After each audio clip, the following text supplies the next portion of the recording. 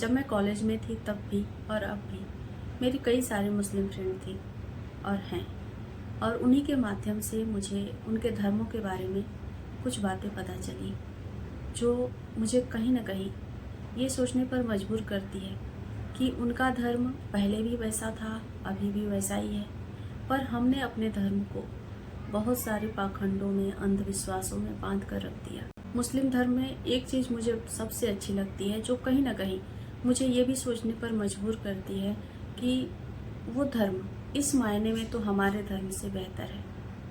अब आपको थोड़ा सा ये लगेगा कि मैं क्या बोल रही हूँ, हमारा सनातन धर्म तो श्रेष्ठ है।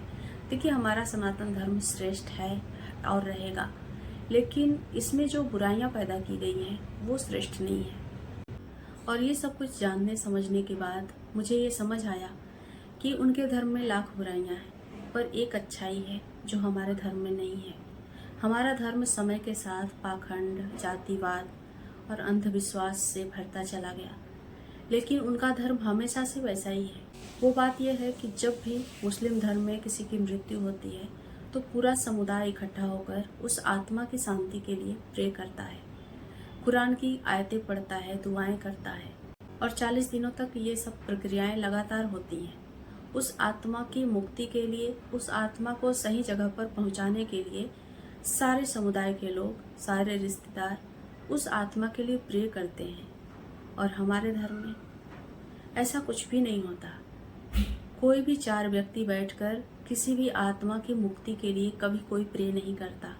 ऊपर से जो हमारे कर्म कांड है उसमें इतने सारे पैसे लगते हैं, गरीब इंसान अपनी गरीबी से परेशान है, ऊपर से क्रियाकर्म के खर्चों से परेशान। वो कहाँ से भला सोच सकता है कि उस आत्मा को मुक्ति हो, उसके लिए प्रे करे। अगर वो अकेले, उस फैमिली का मेंबर 2-4 लोग जो भी हैं, अगर वो लोग अकेले भी उस इंसान के लिए प्रे करना चाहें, उस आत्मा की मुक्ति के लिए प्रे करना चाहें, तो उनके दिमाग में तो शांति ही नहीं बचती, क्योंकि कर्म कांडों में इतने खर्चे होते हैं, इतने पैसे लगते हैं कि वो इंसान उसी के बारे में सोचता है।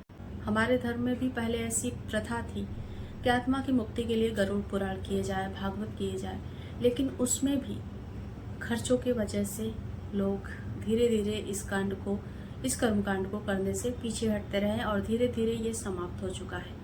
अगर हम कर्मकांड से हटकर सिर्फ मुसलमानों की तरह साथ में बैठकर किसी आत्मा के लिए प्रे करते हैं, मंत्र जाप करते हैं बिना खर्चे के, तो ये कितना अच्छा होगा और उस आत्मा को शांति मिलेगी, सद्गति मिलेगी, उसका आगे का मार्ग खुलेगा।